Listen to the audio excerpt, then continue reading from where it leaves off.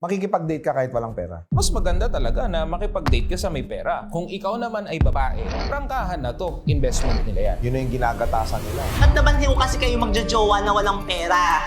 Okay lang para sa akin, makipag-date sa walang pera. As long as pag dinate mo yan, kilalanin mo munang maigi. Paghanap kayo, tulad na sabi ni boss, ng taong kahit walang pera, Pero may pangarap. Mas masarap magmahal ng lalaki na may pangarap at nakita mong yumaman sa sarili mong mata. Pero pagka alam mo na, yung kadate mo, walang pangarap, puno pa ng bisyo, mag-isip ka 2 beses, 3 beses. Kasi kung babae ka, hindi mo alam kung anong pakay niyan sa'yo. kapag may pamilya ka na, pinaka-importante talaga yung pera. Aanhin mo nga yung masaya kayo, nagmamahalan kayo, kung wala namang talagang pera, maghihiwalay at maghihiwalay din. Kailangan nyo, mga boss, tumingin long term. Kailangan nagtutulungan yung mag-asawa. Unahin nyo ang iyong pangarap. A man with ambition will eventually become rich and prosperous. Mahal nyo ba talaga yan o ginagamit nyo? Huwebes, alas 8 ng gabi.